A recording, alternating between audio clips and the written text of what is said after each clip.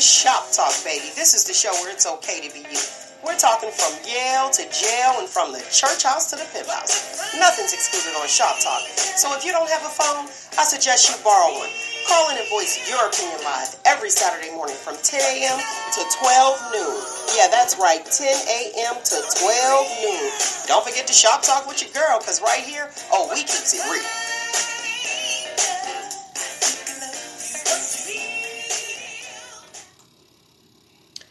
Good morning to my lovely people. Welcome to Shop Talk with Mel, and thank you for tuning in on your favorite podcast. Today's, who's co-hosting with me, because I won't even call him a guest because he's been on here several times. So my co-host is entertainer, actor, Art B in the building. What's happening, Art B? Good morning again. What's up, y'all? How y'all doing out there? Hey. Right. You see my phony sound effects? Yeah, I heard you doing it. Okay. No, I'm trying to make it happen. Man. I'm telling you. That's it. That's it. I'm almost there. You there? I'm there. I'm doing it. Right. Doing it. What's going on? How was your week?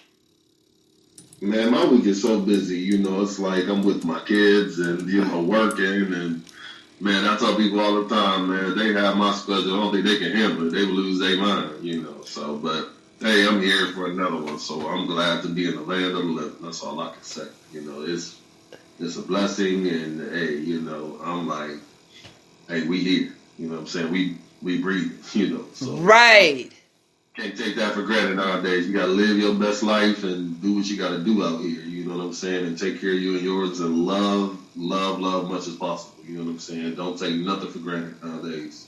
Nothing, because you never know, never know what tomorrow holds. That's all I believe. So.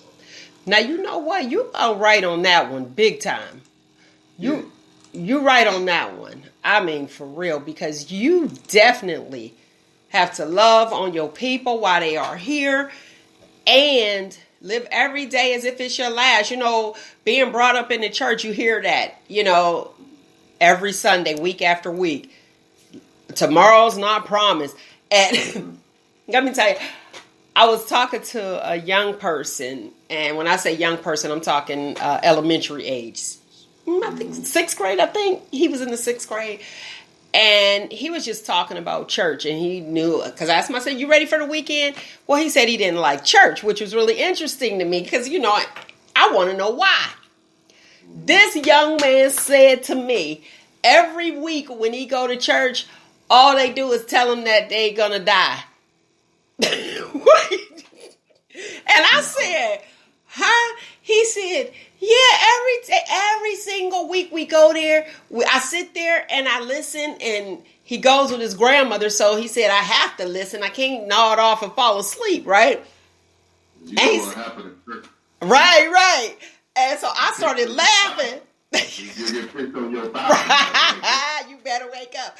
But I thought it was interesting because he said week after week he hear. Now this 6th grade, what's that, like 11 and 12? 11 and 12 years old? Well, he said, every week I hear I'm going to die. I better be good or I'm going to die. I better be good because I'm about to die. And I loved his honesty, but he was right though. If you think about it, it's like, I don't know what church he belongs to, but if he got the message, didn't he? Yeah, I mean, he got it. The beginning, like, do good, you're going to die so you could go to heaven. And that's what he gathered. Man, I sat there and laughed. I said, it's a little more to it. I said, you have to learn. I said, there's great stories in there. He was like, stories? I said, yeah, like, a book. You read it, a novel. And he said, what kind of novel? I said, you be mighty interested. You might not put the book down, But he shared that. And I thought that was interesting. What he receives. What young people receive. Right. And I said, do you go to Sunday school? He doesn't go to Sunday school, so he's up there with the adults. So he missed everything. He went right into the meat. You know what I mean? Like the growth, how you layers to it. He right up in there. See, you gotta. They absorb different. You know, you have to bring them in. You know, study like growing up. I remember going to Sunday school, but you know, these kids nowadays, they don't know anything about that. So it's different for them, you know. Like I said, they used to do that. They used to have Sunday school to where they would get an understanding. You know, that's why it's called Sunday school. They teach you about the Bible. So it's important that they go to Sunday school so they can learn gradually. You just don't throw them in the fire and they think they're going to die. You're right. So it's like they're all kind of confused, you know what I'm saying? They're like, wait a minute, I'm going to die unless I be nice, you know what I'm saying? It's like they have to learn the stories to understand, you know, and it's important that you tell young people that, because if you don't, then their interpretation will be so discombobulated, because they're like, wait a minute, you know, I'm gonna die unless I be good, you know, and it's like, it shouldn't be like that. It should be, they should learn the gradual way, you know, and then they can take baby steps, they used to say, to understanding the Bible. And he is a baby. You know, it's like, yeah, you know, he's a baby, but they just threw him into the fire, and he's like, this is what I'm dealing with, you know, he's gonna be scared to move, you know what I'm saying? He's gonna be like at the crib stuck, like he said he leaves depressed. And I said, well, if that's the way you interpret it, I can see. You know, nobody's not telling him to read. You know, his grandma's not sitting down talking to him about what it's really all about. You know what I'm saying? Yeah, he need to get a little bit deeper. But when you said love, you know, when we talked about, you started when you said, you know, love people and blah, blah, blah. It took me back to that conversation I had. I'll see it. In this day and age, you have to give people their flowers, no matter what the situation is. You know, when I see people that I haven't seen in a long time, I show them love. I was out with my kids yesterday at the mall, and I seen one of my guys, and it was funny because we hadn't seen each other in a long time, and we had spoke, and we slapped. You know how brothers do. We slapped 5, you know, and it was so loud and it was so hard, and like he was with his family. They was like, "Dang, that was so loud." But when it's real, and I thought about it before they left, I wanted to say, when you really got real love for a brother, and that was Rodney Duke III. Oh, okay. And him and his family, and when we had spoke, we had slapped 5 real hard hugs, and they was like, "Dang, they was like, that was so loud." I was like, listen, when you got love for somebody, you know what I'm saying? I hadn't seen him in a few years. And we known each other for the past 30 years. We've always been cool. But, you know, when you see somebody you haven't seen in a long time, it's like you give them that real love. And it's like we gave each other real love. And they were just tripping. I was like, that was just, his daughter was like, I was like, we still recovering. And I was like, that was so loud. That was so hard. But it's like, when you really love a brother, you give them that type of love. You know what I'm saying? So that's what it's all about. It definitely is. It definitely is. Let me get the number out for the lovely people that are just tuning in. 619-902-2287. 619-902-2287. It's getting ready to get going. This conversation getting ready to get deep. It already kind of got deep. But it's getting ready to get deep. Today's topic is it's okay to be you. If you are on Facebook, I try to do a Facebook Live as well so you guys can see us. YouTube, and on your favorite podcast, just look up Shop Talk with Mel for my listening audience. And feel free to join in and chat with me and my boy RB. All right? And if you are on Facebook, I want to put this out here. If you are on Facebook and you are viewing, you can go to the Shop Talk with Mel page and share from there, or my personal page if some of you guys are friends. Because I know all my Facebook friends is listening. Go ahead and share it. All right, lovely people. Again, 619-902-2287. Speaking of Facebook, I need hurry up and share it before it be shut down again.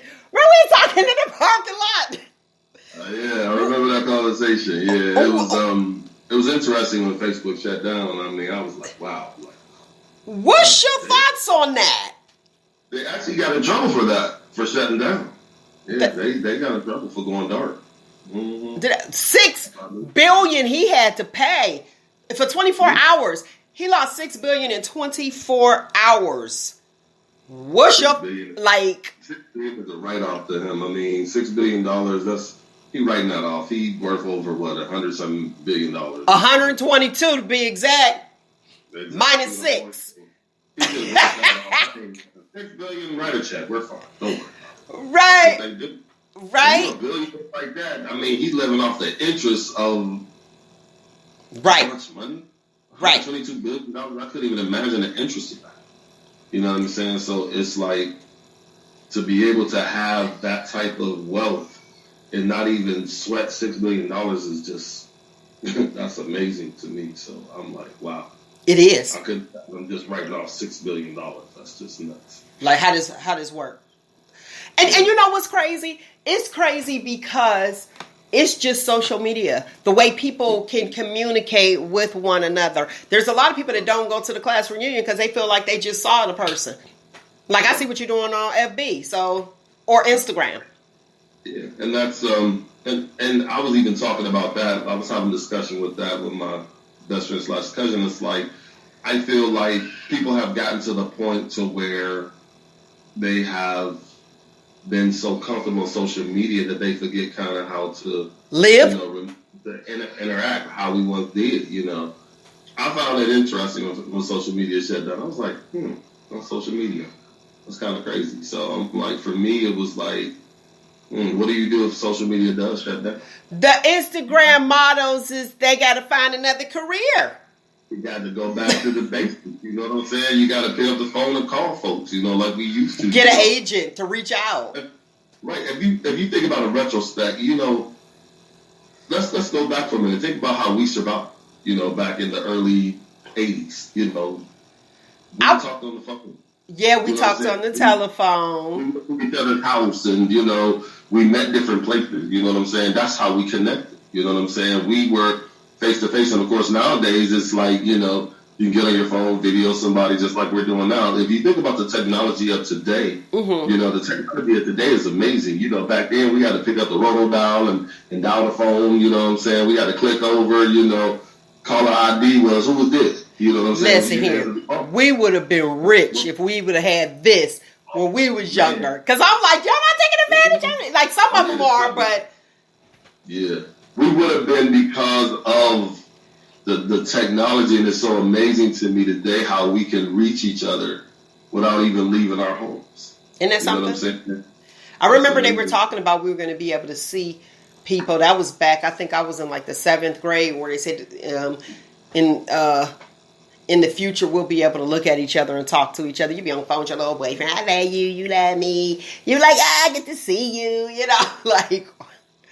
What? It really is interesting how technology has changed. But I'm going to tell you, I'd have been so rich because back in the day, you know, I used to go to the corner store and buy the Right On magazines.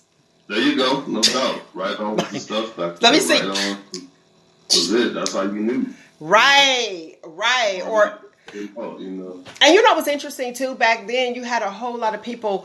There was a lot of adults that was investing in the youth because concerts was coming, like we talked about last week. You had to, you know, it was a lot of promoters out there, concert promoters, you know. I remember seeing the signs on the poles. So we were able to actually look around and see things. Now you just have to be on social media in order to actually know what's going on. And that, I think, is where a lot of us are losing our audiences because there's a lot of people who don't even use social media. That's why I say, check out Shop Talk with Mel on your favorite podcast. Just look us up. Y'all know Shop Talk, one word, baby, one word. One word. I think they need to, look. They want on too. They want on too. See, that's the difference. Yeah. But yeah, just give me a second. I'll be right back. Okay. That's what, hey, when you're a parent, that's what you got to do. You got to do what you got to do when you're a parent. I'm like, yeah, handle your business and that's it. Like, hey, you got to do what I got to do. But back then you were able to look at the beauty of nature. You were able to look at, like, we used to put the signs on, the poles of who was coming. And you were able to communicate. Now that's not there. And if, like I was saying, if you don't have social media, you miss what's going on, because a lot of people advertise via social media and feel as though, well, I don't have to send an invitation. I can just do it on a social media site, and everybody will know what the heck is going on. Right. But that's not the case anymore, because, you have people who are not on social media all day, every day. They're not. Right. So it's just like, okay, what do we do? Or, go ahead. Afraid of social media. Yeah, some people that are afraid of social media. Some people don't deal with it at all. Why? They don't want the people in their business. I believe the people in their phone.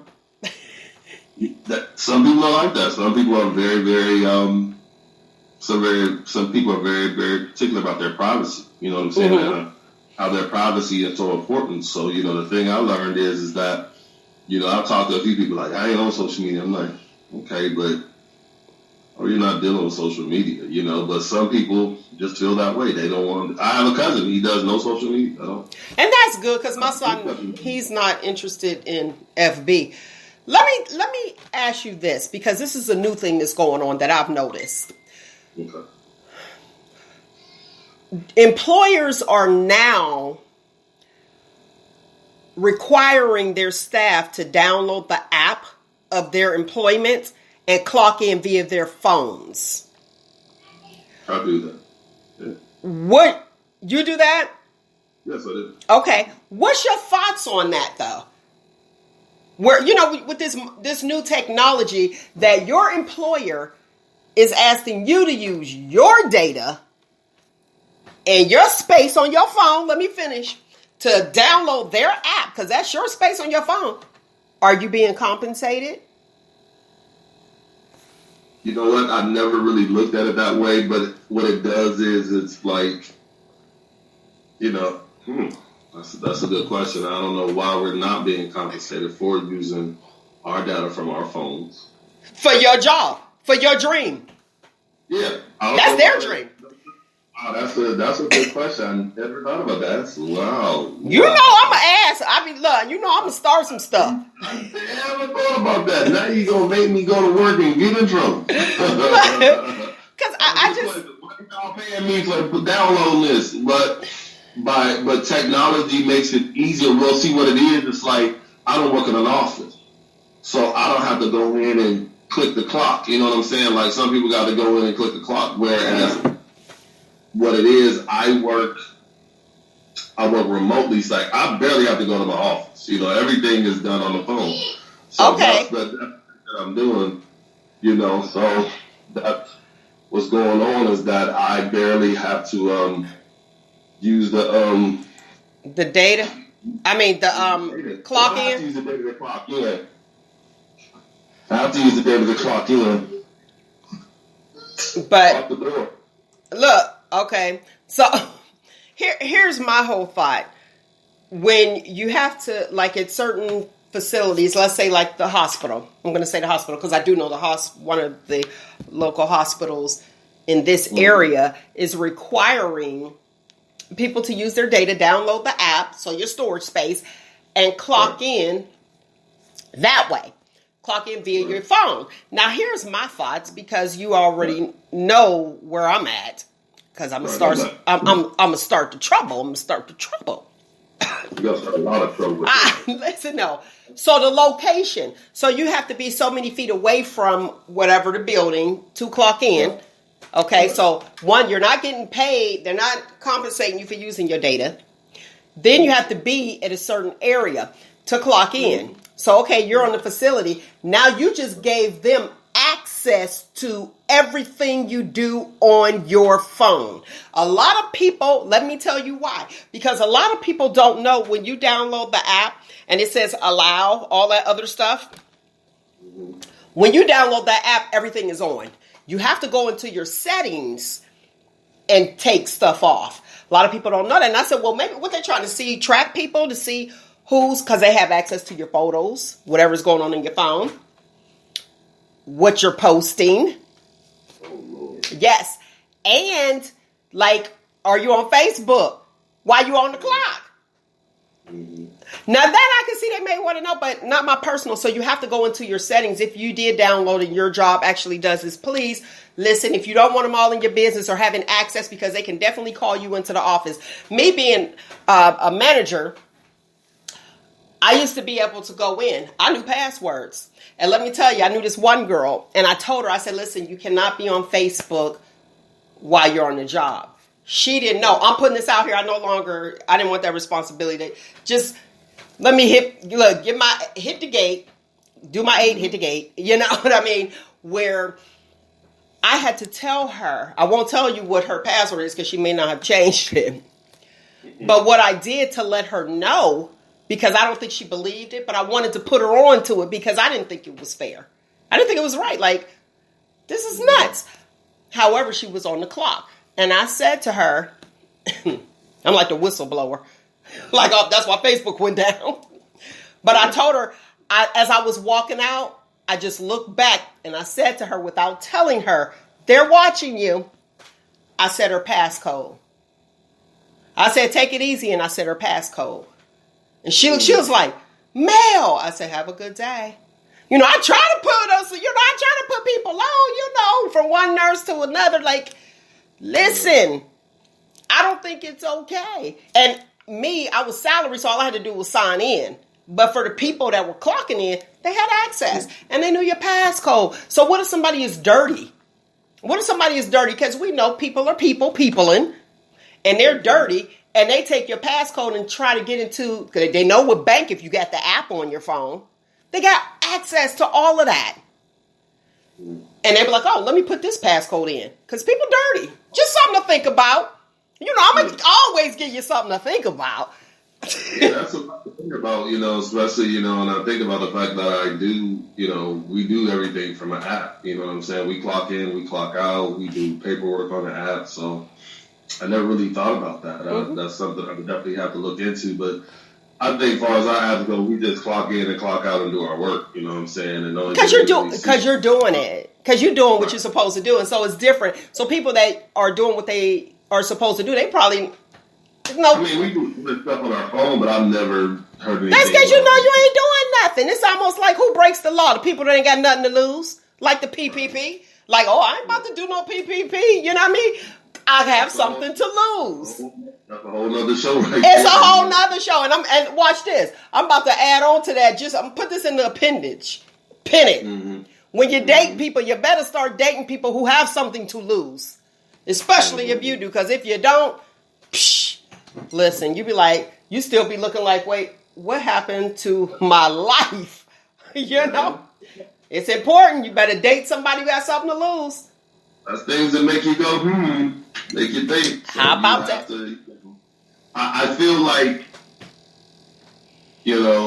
social media is just what it's for. It's social. It's about being social. It should be no other than that, I mean, I feel like it should be for when people, are doing things, if they're promoting their business, if they're, if they're really being social, if they're meeting people. I've met a lot of people on social media. I've met Dallas fans. I've met people from other cities. You know what I'm saying? I've built. How are you handling yourself publicly? Integrity, character, and a lot of, and I don't blame them, because if, with my business, and I'm looking at the people that, that are connected to me. How are you handling yourself outside? And you know how what's that old saying? Birds of a feather flock together. Yeah. Well, it should be a thing where sometimes that's what need to be there. Well, I feel like, people have kind of blown social media out of proportion. A lot of the things that are being posted, and, I feel like it's not being used for the right purpose sometimes. I'm going to say sometimes. Like I said, if you have a business, if you're really being sociable, we don't need to know all your personal business. I understand, like, when people pass away, things of that nature, your birthday. Yeah, you want people to know about your birthday, things of that nature. But I feel just basic things. Right. Well, it's the basic things. But I feel like when you're, when you're when you're putting your business on Facebook or somebody is talking about you on Facebook, I mean, come on, it's time to grow up. You know what I'm saying? I feel like the old adage, if you got a problem with me, let's sit down face to face and have a come to Jesus meeting. And see, that's what's not happening. People are now texting. Let's go to a viewer. A viewer said the Jetsons started it. I believe they kind of did because they were the future, you know. And you think about it back then, you know, during that time, you know, only thing we missing is the little transportation, you know what I'm saying? You know, but that's not far off, you know, so. Right. Here we are with another viewer. Laura said they're losing interpersonal skills. Nicole said y'all old. Go ahead, Nick. Nicole McCaskill. Did she say we old? Yeah, she did. Isn't that so funny? Tell me you right with it. She just turned 50. Tell her to hush. Okay. Love it when your friends tune in. Love it when your friends tune in. I had the number here. Listen, I want to put this out here too. You have the ability to text us as well. 619-902-2287. Then that way, if you send a text, I won't say your name. And if you don't want your name said, just tell me, don't say my name. But if you post it on social media, your name is already there. Everybody's going to see it. They are. Go ahead. What the person Laura said, it is about, a lot of times people do lose their sociable skills because they're behind the phone. They're talking, they're texting, they're looking at everything behind the phone. And sometimes you do lose your social way because we get engulfed in the phone. You know what I'm saying? You know, the phone does everything. You know what I'm saying? You can find everything on your phone. And you can make up lies posting behind the screen. And you know what I mean? That interpersonal skill where you're able to look at somebody in the eye and see, are they telling the truth or are they not? Because a lot of people post what they post to be and not who they truly are. Yeah, and that's another thing. And that's POST, not supposed. Not supposed, post to be. Okay. And that's sad when people feel like they have to, you know, do all this falsification and, you know, and catfishing people and, you know, just doing crazy stuff, you know. Boredom. Or taking somebody's identity. I'm like, are you that bored where you're trying to take other people's identity and play games with it? I feel like that is just like, come on, man. Like, if you're gonna have this type of business, and me, what I personally feel about social media, it's like if you're going to do that, I mean, I feel like people's personal should be guarded. But again, like I said, it's social media, so people are putting anything out there. So it's just like, you know, you have to be careful of what you put out there, you know, because you can put the wrong message out there and it's out there forever. So it's like you have to be careful what you do. And that's what I was thinking with the employers. They probably want to know who they are dealing with, and that's the point that I was getting to. Who are they actually dealing with, because they're able to have access to their integrity, their character. What are you posting on social media? And what's interesting that I like, though, I got to say this: people who work in certain fields, if they have social media, they don't have their government name. They have like something else. Like you have to really be searching for that person. All right, let's move on and let's get to Dave Chappelle. Mm-hmm. Did you see The Closer?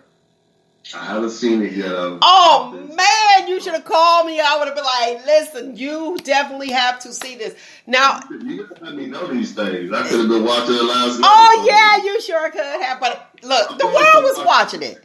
The world was watching, but I watched it early on. That's what I hear. I gotta see it. I've seen people posting about it and talking about it, so I'm like, okay, Dave Chappelle done shook up the world, because it's like people are. I don't understand why though. I saw it, and remember before, you know, they had this thing, and he talks about the LGBTQ community, Q plus community. I got it, Marcel. That's my boy. I be mixing up all the letters. He'd be like male, and I'd be like, okay, but I got it today. LGBTQ plus. Listen, let me tell you something, and this is where I'm going. the whole cancel culture, since this social media, because think about it, before you just changed your channel. Right. You weren't interested. You were like, I'm not supporting them. I'm not buying it. Change your channel. Done. Now with the whole social media, it's like, no, we're canceling culture. President Obama talked about that whole cancel culture thing. I think it's nuts. If you don't like it, change your channel. Why is it that we have to, let me put it this way. Some people, I'm not going to say all, I'm not making a blanket statement. Some people don't know that things are offensive until someone says they're offended by it. Now, this is what I mean. Y'all see your eye roll. Here's what I'm saying. So you can't have an opinion. You can't. Somebody else can. You can't have an opinion because it hurt somebody's feelings. But what about your feelings? Where you got to walk on eggshells. Well, here's the thing with that. Go ahead. The world. Let's dialogue. Let me get comfortable. You see, you got the turn. Let me get comfortable. Go ahead. The world has gotten so super sensitive anymore to where they have, you can't just say anything anymore because of different organizations. That's what I was going to say. What? Don't lose your thought. Did the world get more sensitive or the largest protesting group? I would say the world's largest protesting group, because I feel like with everything that goes on in the world now, and it's like, that particular community, I'll put it politically correct, that particular community has really started the bee's nest because of, social media. And so what happens is every little thing that somebody says, it's like, oh, it's a problem. Oh, well, we have to red flag this. We got to talk about this. We have to do that.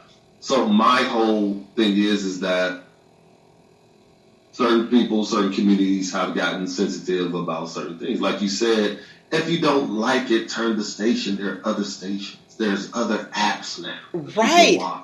You don't want to watch Dave Chappelle. Don't watch Dave Chappelle. Dave Chappelle has been doing comedy for a long time, and he's never shied away from about how he feels about different things that go on in the world. So my whole thing of it is that if you don't like the comedian, you don't have to buy a ticket. You don't have to turn it on and watch them. You can just honestly go and watch something else if it bothers you that much. We got options, but guess what? They keep canceling culture. There will be no options. It's going to be nothing. You can't cancel culture. Culture has been here way before the beginning of time. Culture started before we existed. You know what I'm saying? So it's like you can't cancel culture because you have a problem with the way this person, if we really want to go deep, we could talk about the First Amendment. Does that still exist anymore?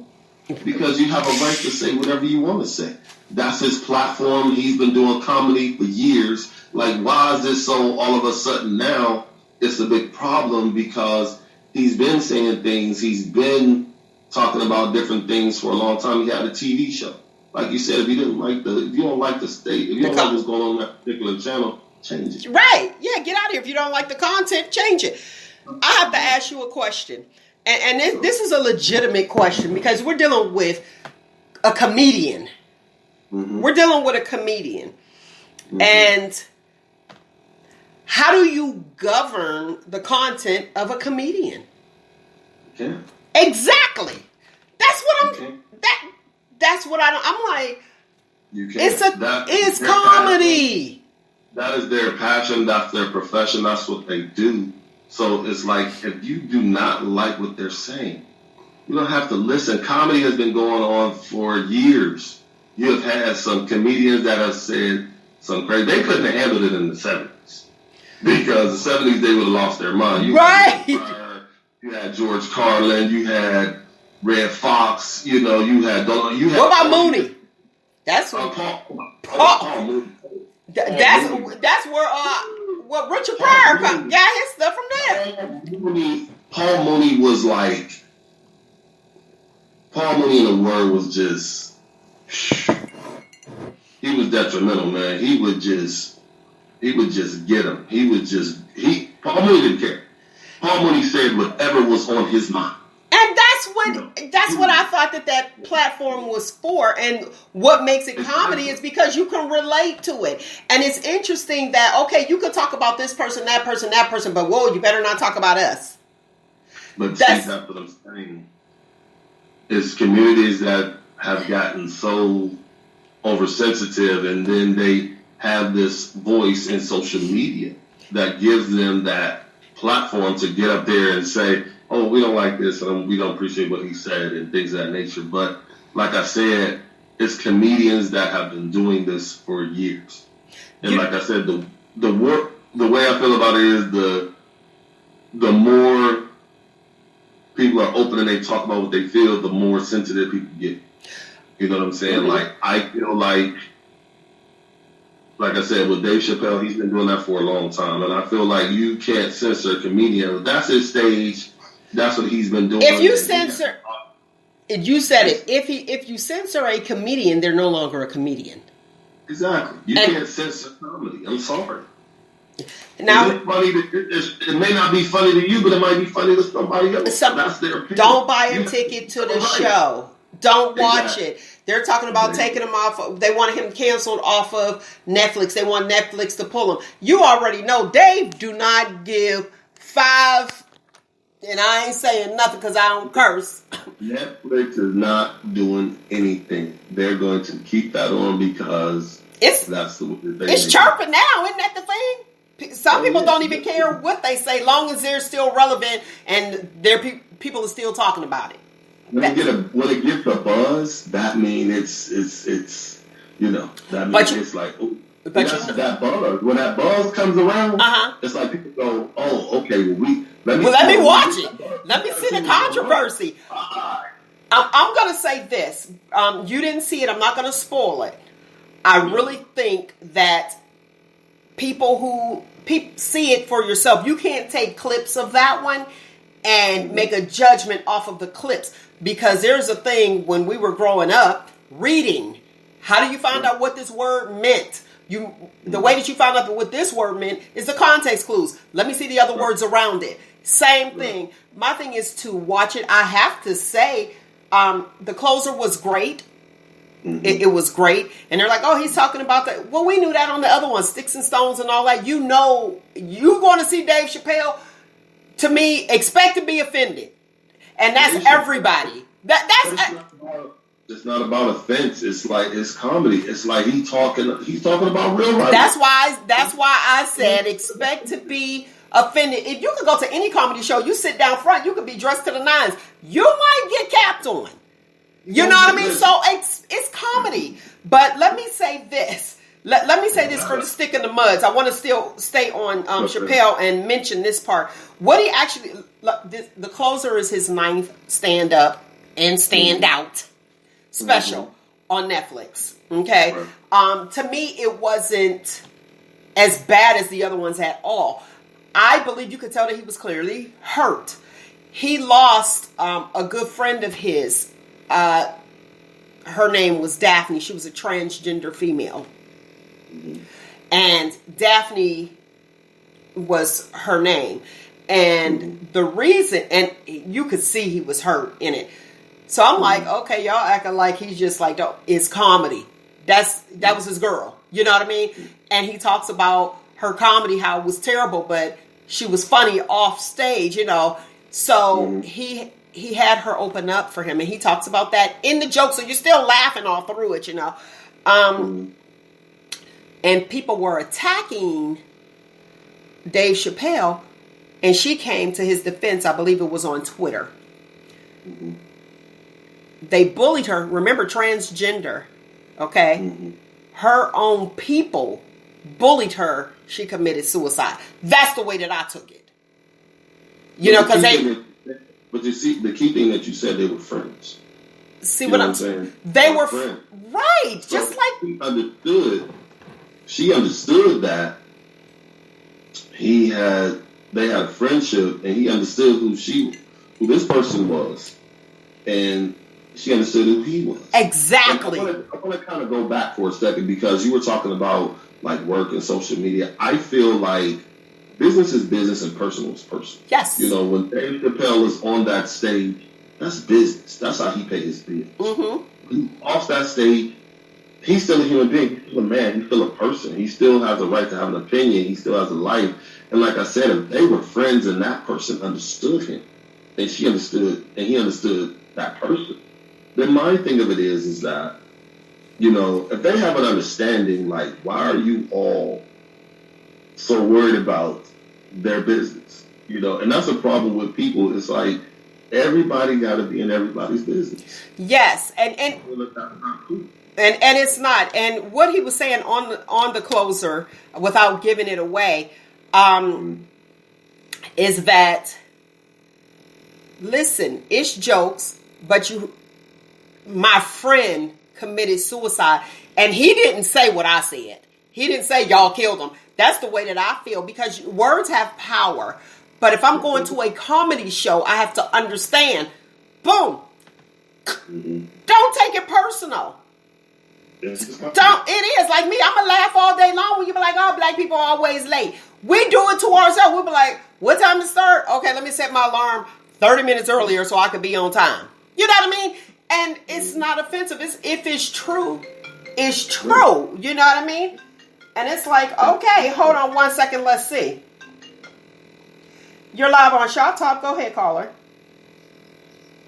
Hey, what's up? Hey. Hey, we're on the topic of Chappelle, Dave Chappelle. How do you feel? That's what I'm looking on. That's the whole question. How do you feel about the closer? Did you watch the closer? Oh, no, we didn't. Y'all better hurry up before they snatch it down.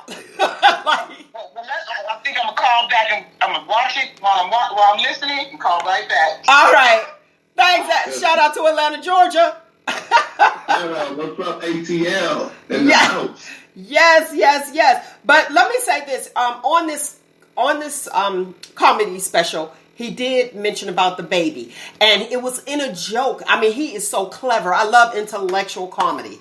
He's so clever. But what he said it's interesting how you have one group, and he said the LGBTQ community, they're like, no, cancel, done, we're done. He was talking about the baby. Remember, the baby made that comment and they canceled him.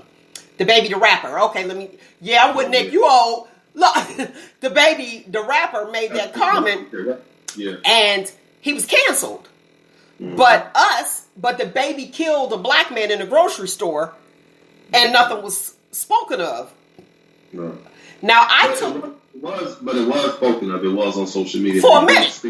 But he wasn't canceled. So what Dave Chappelle actually said is you could kill a black man, but you better not say nothing bad about the LGBTQ community because you'll get canceled. But you could kill a black. That's what he said. So it was just boom, and that was an eye opener. It was like, come on, y'all got to look at it. And the way that I thought, I took it as if he was speaking to me, not to them. And I'm going to tell you why. Speaking to me as a black person. And you know, we have forgiven people. And the reason I say that is, to me, it was a reality check. It was like, oh, wait a minute. Yeah, you're right. Because let's be honest. The gays are very consistent. They're consistent. As far as activism. I think, wait. Let me say this. We tend to, okay, what happened? Okay, so it didn't pass and let it go. I'm not saying all of us. But if we were as consistent, some things would change, some laws would change, because you see how the LGBTQ plus community can get laws changed. We've been trying to get laws changed for over 400 years.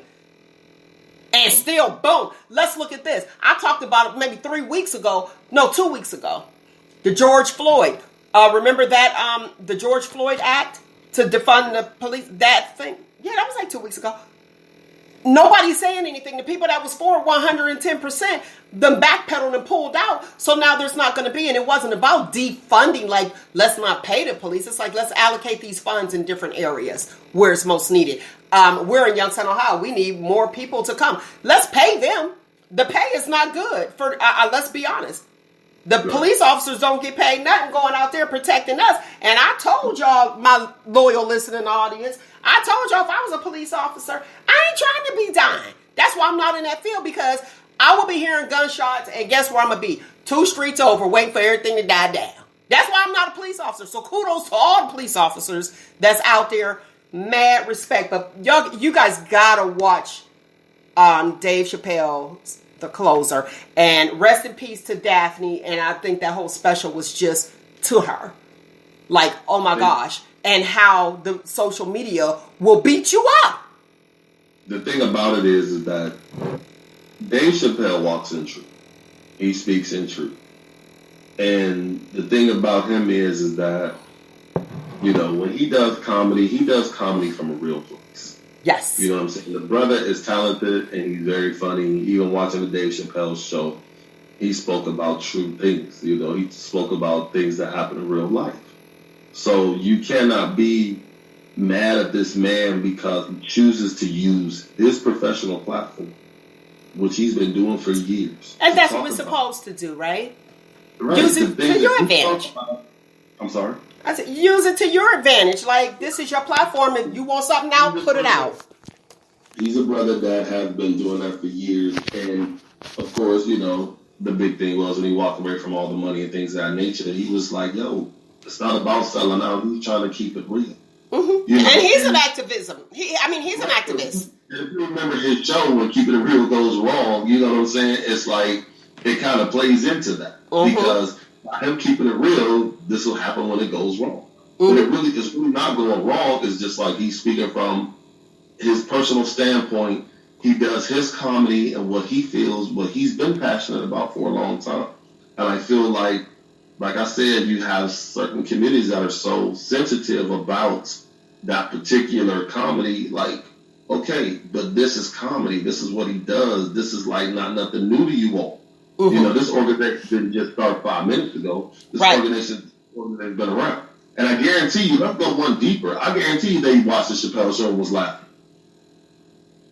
Well, you know they watch it. Somebody watching it. I don't know who they got, but whoever they got that's policing them, where you at to come police my stuff? Because they got it going on. But they had people probably sitting right in that audience watching his show, say, oh, well, I can't believe he does it. And guess what? And guess what? His mission was accomplished because you bought a ticket. Right. And that's the whole purpose. It's like, whatever, you can say whatever you want to say about the man, but the thing of it is that he speaks his truth. And I like him, and guess what? That interpretation, you don't like it, oh well. You're not going to kill culture. Culture is going to. And that's what we have to stand up for culture. We have to stand up, and that's why I love me some Dave Chappelle, because he is freaking hilarious. And he actually, they had it where it was like canceling, you know, the news everywhere. I watched all the little articles and stuff, and it is convenient being in my hand. I don't got to go get papers and stuff now. But he actually said, you know, it was like cancel Dave Chappelle. Well, now guess what? They're not canceling him anymore. I know, because he don't care. He gives no cares. And if anything, they probably gonna give him another deal and say, "Come on, do some more." Right. You had our streaming went up like 100%. Yes. There you go. It's he don't care. What did he walk away from? What, 50 million? Was it 50 million? $50 million. Yeah, but I see you. People do that all the time, but that's not gonna stop anything. Like I said, if it's business and it's big business, and Netflix is big business. Yes. How about that? They made a come up with the COVID. The COVID helped some people. It definitely did. I want to hurry up and move on because our time is running out. Sage Steele. Did you see that? ESPN anchor? They canceled her. She got fired because she was speaking on another platform, and I kind of understood what she was saying, but it was so interesting that she said that vaccinations, it was sick and scary. That was one. And then she asked a question about, President Obama saying how he identified as black but was raised by a white mother and grandmother. Society, and I wanted to key in on that. I'm like, can I raise my hand, ma'am? Ma'am, please pick me. Society actually identified him as black. He looks black. And to my understanding, she's mixed as well. Yeah. I think she's mixed as well. But the Sage Steele, is she mixed? I think she's biracial.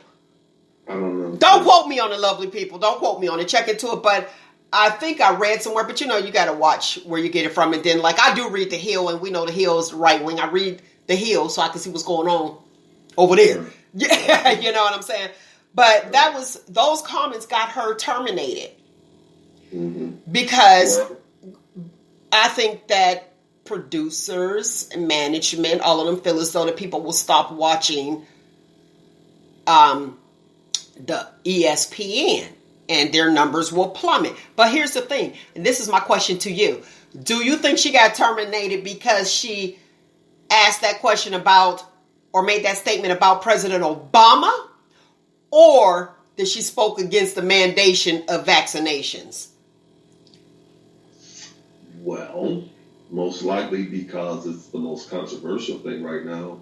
I'm going to go with the fact that she spoke about the vaccination because they're trying to mandate people to do that.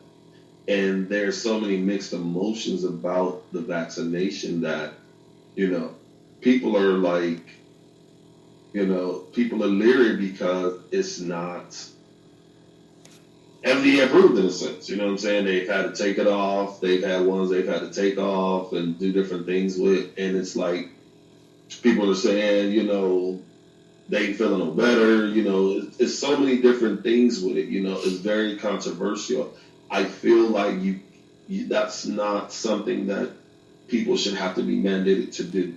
Now, that's by choice. Yes. That's my opinion. Now, I was watching a show that said, they said to, I'm paraphrasing, and I think it was Claudia Jordan. I think it was on that platform where they were talking about comparing that to unprotected sex. Saying like, you don't want to get this, you don't know what's in this vaccine, but you'll go and have sex with somebody and don't know what they got going on with their bodies. Right. I want to hear again. I wanted to raise my hand. Ma'am, pick me. Here's where this is where I get what she's trying to say. I understand, where she's trying to go with that and use the comparison. However, they made a choice to sleep with that person. So if you want to use sex, compare that to unprotected sex, compare it to unprotected rape. And I'm saying that. Now let me say this, let me clear it up. The views of myself are not the views of the co-host or Shop Talk with Mel. Now, am I against it? I'm not. If you are able to get it and are healthy enough to get it, go for what you know, but it's all about choices. And that's why I said, if you want to use the unprotected sex, use unprotected rape, or even protected rape, period, just rape, that wasn't your choice. It was, boom, made to do. So that's use the context clues, people. Don't just snippet this and be canceling Shop Talk with Mel. Talk about something, she said this. Context clues, here are all of the complete statement. If you want to use that, and I'm saying that if you want to say unprotected sex, you got to look at the bigger picture. And it's all about choices. And some people feel like they don't want it. They don't have to have it. I want to put this out here, though, because I feel obligated to do so. Getting the vaccine, the CDC says, and I'm paraphrasing, you guys can look it up. It says you'll have less hospitalizations and less deaths, if you get the vaccine. Now, that's according to the CDC. Check it out. That's it. But I like that they said less. It wasn't definitive, like, boom, you won't get COVID. You know what I mean? That's not on there like that. Well, but your recovery most of the time will be better. And that's not effective, And to me, like with the whole controversy behind the vaccination, like I said, it's a choice. A choice. You're right. It's been a right for a long time. If you want to get a flu shot, go get a flu shot. If you don't, but there are some companies that do actually do that now, especially when you work in the medical field and you work with people. But there's consequences. Like, who is it? Kyrie? Is that his name? The one, New York. I can't even think of his. I think it's Kyrie. He doesn't want to get the vaccine, and he has to pay in the thousands of dollars. It ended up being like each game It'll be like 15 million or something like that. I wrote it down. I left it. But that's the consequence of not getting the vaccine for the NBA players. You know, you have it. We're going to revisit this, but let's, you guys feel free to call in, say exactly what topic you want to talk about. And we got you 619-902-2287, 619-902-2287, and join us. I want to bring it local. Because we have just regained control with stipulations, talking about us, the public, the school board, you know, out of state control. And I so graciously, Ronald, he is now the appointed president, but he's a school board member before, and when state took over totally, state control, he took over totally. I just got some questions, because this whole cancel culture thing is here. It's here locally. And what I saw, which really blew my mind and upset me, was that before the state takeover, people were like just sleeping. And I was out there rallying as well. Like, hello, wake up. Do you see what's going on? Because my vote does count. And I don't want a dictatorship. You know what I mean? And it's like, this is what's happening. It's becoming a dictatorship, and I don't want it to be a dictatorship. And then people waited to the end, and then all of a sudden, there's nothing we can do. And then you had those who continued to fight. And I'm be honest, I'm one of them. I just believe we need to be able to have choices, as you stated, RB, choices, instead of somebody just saying. And it was quiet while the state took over. And then now the state, we kind of got control with stipulations back in the area, I believe, because I try to stay current on the stuff. That's why I wanted to have a member, the president, to come on to explain this. But then you have all these people that was talking so bad in the state, this and the board and the board and the board and the board. And then now, okay, it was quiet, like I was saying. And then the NAACP ticked me right off. And it ticked me right off because now the board is back. You just want somebody to argue with? Like, come on. And I'm back to that same thing what Dave Chappelle was talking about. You have the LGBTQ community that's going to sit there and be consistent. And then you have us that aren't, or we're fighting amongst each other. Like, come on. Why? So let's just give our guests a warm round of applause. Let's see, I probably can't even get it right now. So welcome, President Ronald Shadd of the Youngstown City School District. Did you hear a little bit of what I said? I heard the tail end, and it's sort of, I did a radio show earlier today, and there was some members of the NAACP that called in, to ask questions about the plan. Thank you for coming on. Yeah, no, it's not a problem at all. You know, what I want to first say is that this opportunity of what we were doing here in Youngstown under the state legislation was opened up to everyone. We had meetings designed for everyone to come learn about the process, see what was going on. And the biggest piece here is that we have to understand what this opportunity means for us. It's not a great opportunity, I'll tell you that, just because of it's a one-shot chance to get our education system back. And what I stated earlier was that the emphasis is that if the state was doing a better job than what they believe we could do, they would not have gave us an opportunity to have a pathway out of academic distress. So when we look at the last 5 years, which this plan is based off the baseline of our students' performance, we've seen a tremendous dip in our students' performance. Some of that was due to COVID, but if you look at the prior years, 2017-18, 2018-19, there was a slide as well. So this is an opportunity for us to, A, show growth for students, show proficiency for students. That's what this plan is designed to do. And it's designed to do that based off of how we evaluate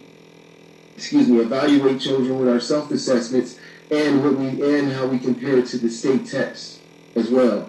And when we looked at this, it was revealing because all of this process, throughout this process, there's been a lack of information shared with the community. There's been no transparency. Even with us as elected officials, if we want information, we have to submit a records request. So, yes. With the state, when the state had actually taken over, I remember the CEO hung a F report card, and that was he didn't hide that from the public because I was kind of irritated by it. It was an F, to my understanding. And then we're at a 2% right now? So we're actually, when it comes to math scores, if that's what you're referring to. Yes. Oh, I'm sorry. Yeah. Dipped to single digit performance for all grade levels except for this third grade. Third grade is 12 point. I think it's got the numbers here. I think it's 12.5%. That they did too, but all the other grade levels are somewhere in between like 2% to 9%. That's what I'm saying. See, that one meeting, y'all got to catch up with me. I'm sorry because I'll be sitting there. That one meeting really blew my mind when whoever from the NAACP. See, that's why I don't come because see, I'll be out of order. They will escort me out because I was so annoyed. I think you guys have to present a plan and an attainable plan to keep your board, right? Yeah. So when this is how the state legislation was laid out, we had to improve the plan that was in place. We couldn't make a radical departure from what was actually happening. Okay. We had to build off of what was in place. So when we got the plan that was in place, we noticed that. Well, there's no targets for years, so how are you measuring performance? You're not, there's no level of accountability for that. So we had to come in and build out that accountability. And that's what we've done. And we've done that looking strategically at the issues that have faced our district. One of those things, like I mentioned before, is COVID, but the other thing is how are we supporting our students, how are we supporting our teachers? Are we ensuring that we have the proper supports in place? To give you a clear example of this, for reading, through K through 8 reading, we had 4 days of intervention for reading, only 1 day for math. So when we talk about these math scores are in question, so when we talk about those math scores, we have to look at it systematically to show that there hasn't been the investment needed. So what we want to do as a board is to ensure that investment is made into the classroom. We're giving teachers the support they need to be able to educate students. And the support has to go beyond how we coach teachers. It has to go. It has to be on the ground. Bodies working with students. Students and families understanding the regimen that is needed in order for you should come into the third grade knowing your timetables. We have to make those expectations in every household. Y'all need to get those cards again. Yeah. Remember the cards we used to have? Yeah, seriously, we're in a situation where it's going to take a community united. Community united. We need the Avengers. We need the Justice League of our community to come together for this. And that the crux of that is encouragement for students, empowerment for parents, and just support.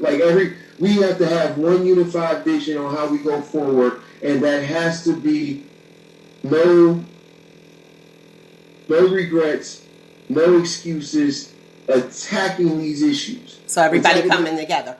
Everybody come together. Let me ask you. Let me ask you this to go back. So the 2 to 9 for the math. I know that you guys have to present a plan that's obtainable, right? Make sure that I'm right. So what is yours? So you're trying to get them up to a what?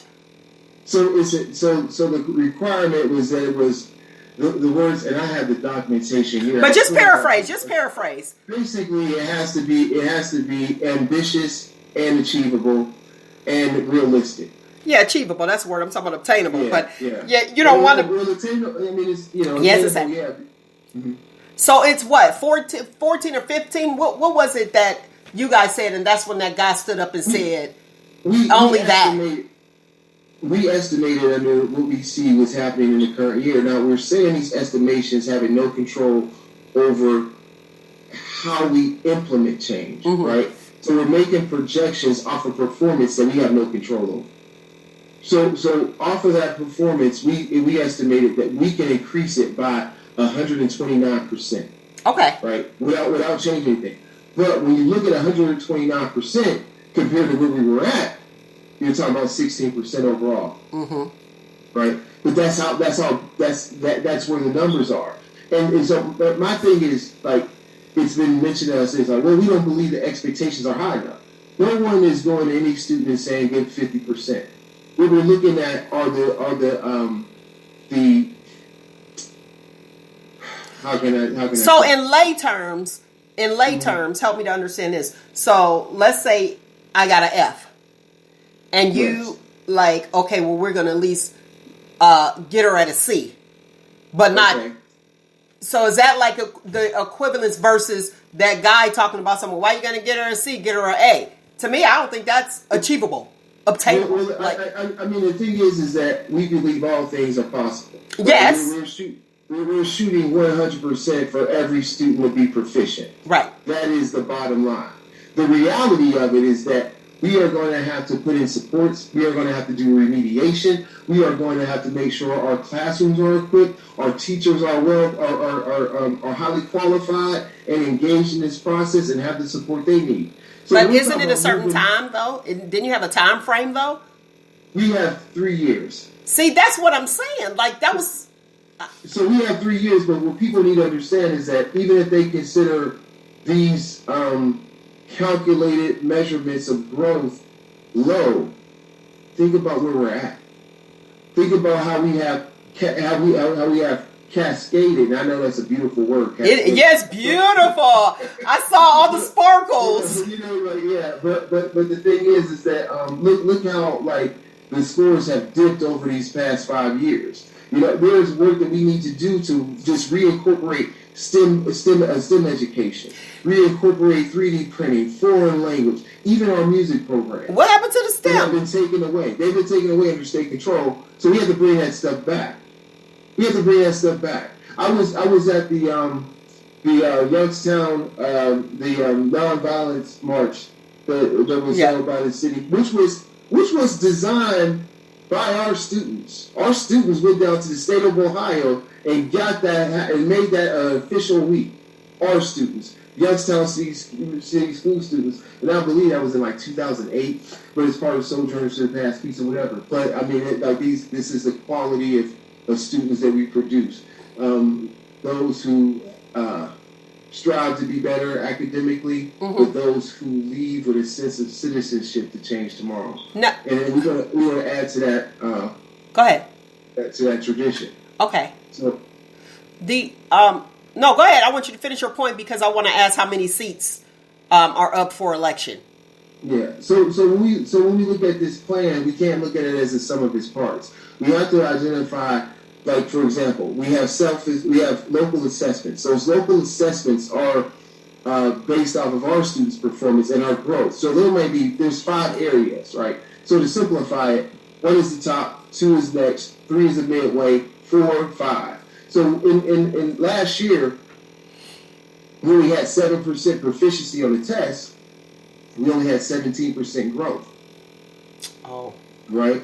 So that meant that you might have had some children that were at a 5 move to a 4. Some children at a 1 move to, at a 2 move to a 1. So this system and the things that we're tracking and how we're trying to influence the growth, the performance of students is so multifaceted. There's so many approaches that we have to take. So this is just an outline of what we think we can do, but people need to understand the legislation, and the legislation This year we have no control, but we can use the performance of this year to create new benchmarks. So let's say we see, everybody's at 16%. We're not going to stay at 16%. We're going to up it. Mm-hmm. You know what I mean? So, but the thing is that we have to take an accountability what the system currently, without our input, without the board's input, has yielded, and it hasn't yielded the success that we want. Okay. Yes. When did the board get reinstated?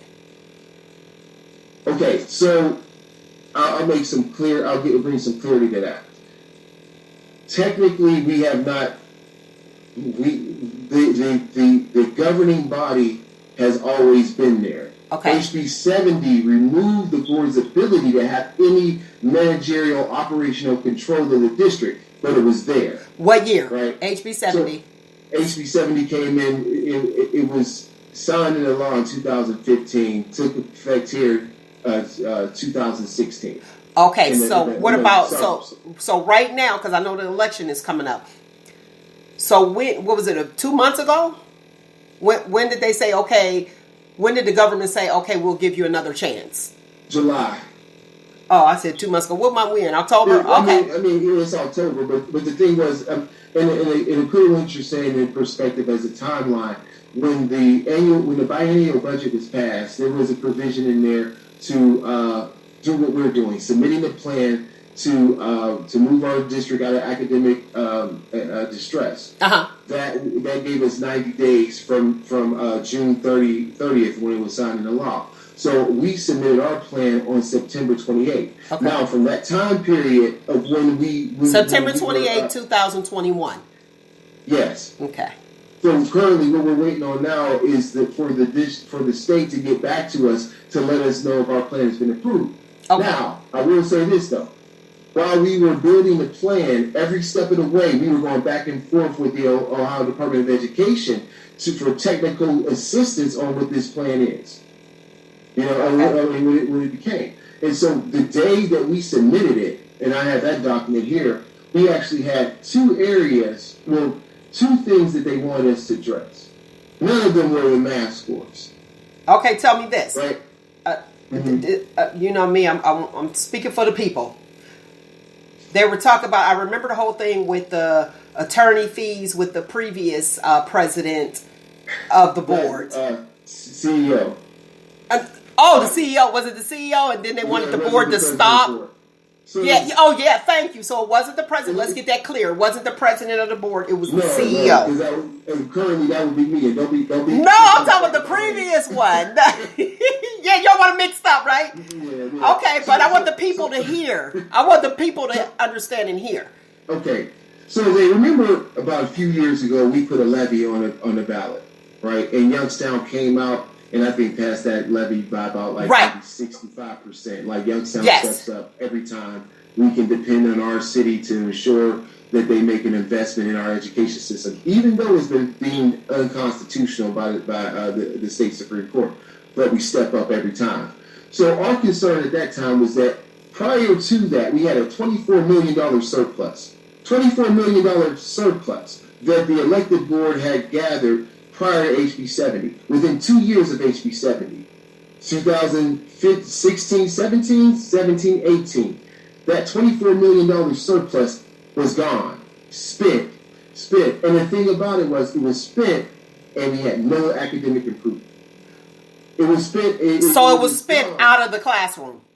Out of the classroom. Wait. Help me with this because we got to. I know we got to stay like right where I'm at here. Okay, so $24 million before HB 70, the state takeover. It was $24 million in the pot in lay terms. Surplus. Okay. Extra money. Yes. Okay. Money you hide under the mattress. Okay. And then. I remember just last year or a few months back? I don't know. My time's coming together, blending. Where it was like, okay, we're going to put it on the levy. And they were saying that the board said no. And then they were upset saying the board is saying, no, we can't put it on the levy and blah, blah, blah, blah. And that wasn't the case. Go ahead. The board was saying that we wanted accountability for how monies were being spent.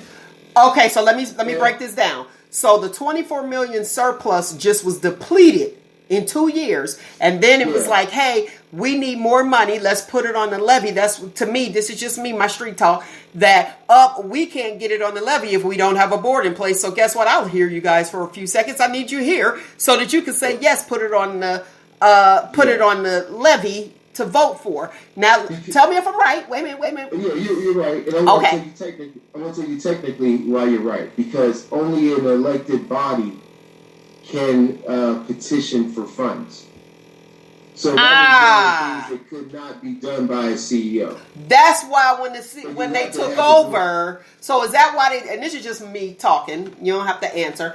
So is that why when they took over, they was like, oh, let's let them have their meetings at the federal. Shout out to you, Jacob. You know what I'm saying? Like, let them keep having their meetings in case we need a levy. We had our meetings at the buildings. No one can stop us from meeting. You know what I mean? Well, let us put it like that. They could. Somebody could stop us. Because you know what I was about to say. I'll be like, next y'all talk meeting at the board. Yeah, they can stop us from meeting. Let's say he was like, well, I have all managerial and operational control, and I'm not going to open up a building for you. Technically could do that, but the optics on that would be what? Extremely horrible. Right? Okay, let me finish this. Let me finish this part because I don't want the people to get lost. So, 24 million surplus.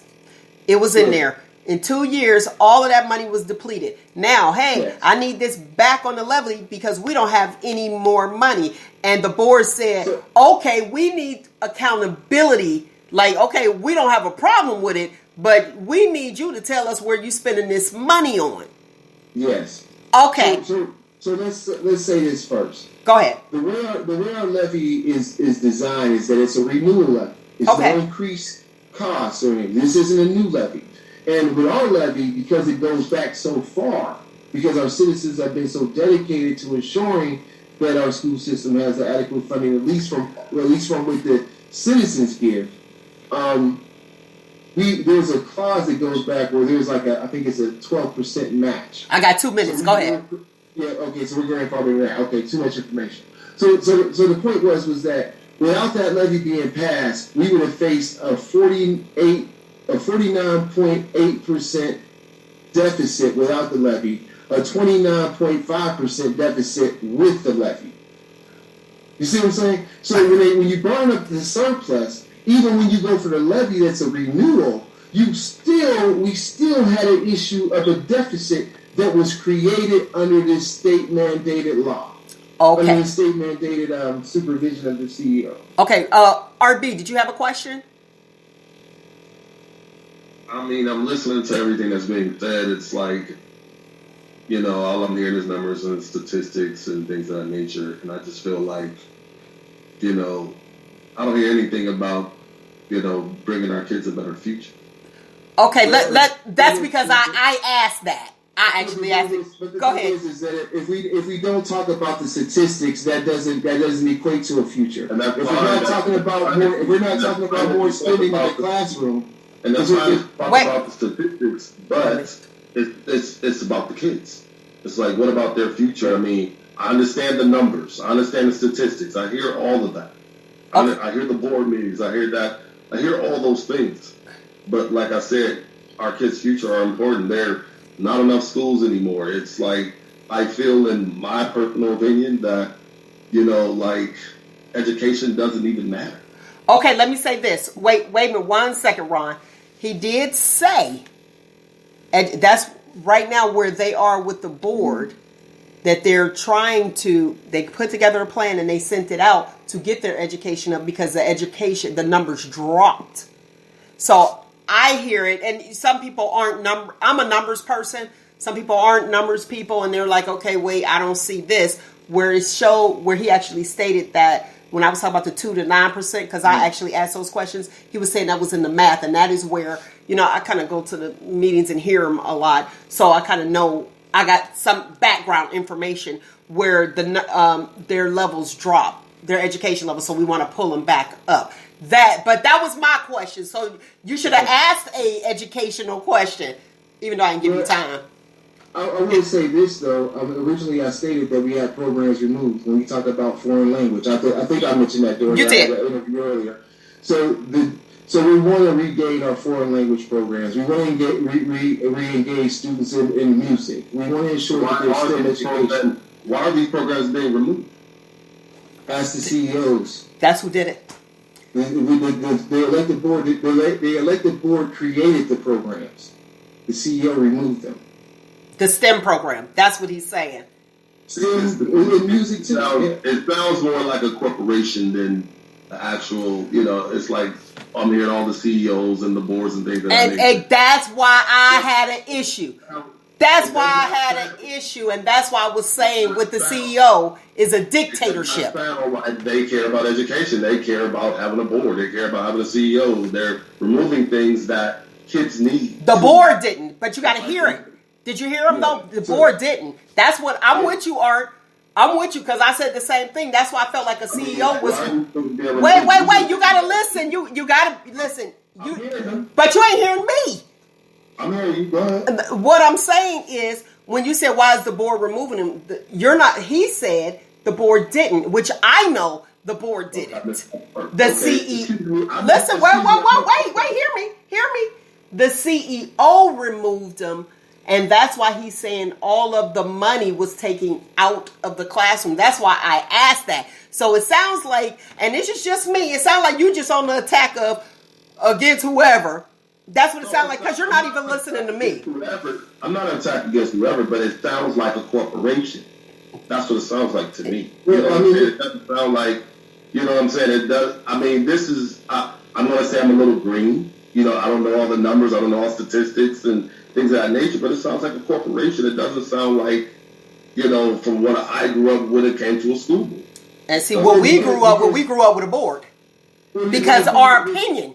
Yeah, the thing is that when you're operating from a board level, you have to take in consideration those numbers. You have to take in consideration what is, and this is maybe what I do. Maybe I communicate it poorly, right?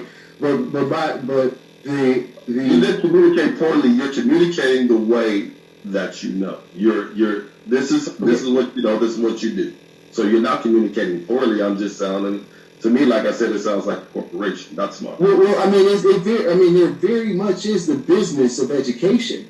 I mean, that's how come, like, we have charter schools. There's charter schools out here. They're not out here because they think they do a better job. They're for-profit businesses. Well, they are for-profit businesses. Why are there more charter schools than public schools anymore? Well, state legislation is why. And the state legislation has open enrollment. Even now, there's a change in the legislation where there can be vouchers given to schools that are performing highly. Students they want it where you can have your choice of going wherever you want to. But the problem is that the state has not mandated that all school districts or all educational institutions in Ohio for K through 12 are held accountable at the same level. So what we find out in the district is in most cases we have students that may go to a charter school, then they end up coming back to the Young South City schools for high school, that we have to do a level of remediation because they haven't been taught at level or whatever the issue has been. And if you notice that most charter schools only go through K through 8, why aren't they making high schools? Because the accountability is there at the high school level. Then when we get students, we're in a situation of having to really, I'd say, remediate, but truly look at how we build in those supports. And right now we have a district where the supports aren't currently there. We have teachers that feel like they're overwhelmed and the only assistance they get is through professional development. But we need more bodies. We need a smaller classroom number per teachers. But what we're lacking is that we need those professionals in education, and every district does. So there are some challenges that we have to face, and the root cause to what we're trying to do when we talk about these numbers, these statistics, is the bottom line of how do we increase student performance. Everything associated in our plan is purely academic. It talks on reading, it talks on math, it talks on government, it talks about graduation rates, it talks about the new graduation skills that students must have in order to be able to graduate. It's all based upon things that are, I mean, these are what do they call it? These aren't better issues. These are gun issues. You know what I mean? We are trying to ensure that there is a strategic approach to increase student performance. Okay. All right. Now, Ron, how many open spots are there for the Board of Education? Okay, technically there's 4 open spots, but there's, when I say 4, this is what happened. We had a board member at the last election who did not take their seat. So there was an appointed person. That appointed person was Mr. Jerome, Deputy Sheriff Jerome Williams. So when he was appointed, he had to run for re-election. Now he's not being challenged; he's uncontested. Okay. So he's pretty much going to be there to finish out the remainder of the 2-year term. Okay. And then if he chooses to, at the end of that, he can run again. So technically, there's 3 seats open. Okay. I mean, not technically. Technically, there's 4. Okay. Yeah. And But there's 3. There's 3 that have competition. Okay. Well, thank you so much for coming on, and at my request, I truly appreciate it. I know you were pretty busy Not a problem. and explaining that to me. In this world, we got a day job. I got to go out here and go to work. But the thing is, every opportunity to bring more clarity what we are trying to achieve at the district is so paramount. And I just ask that, you know, if you do choose to vote for me, give me the support I need to be able to move forward. We have one opportunity to save our education system. It is through this plan. We want to get it done. We want to ensure that there is a future of education in this school district. I mean, if you look at people and you look at, like, you know, those people that had so much pride about graduating from Wilson or South, or let's go back to North, or whatever it was, right? And you'd be like, well, those schools don't even exist anymore. Can you imagine a Youngstown without an East or a Cheney?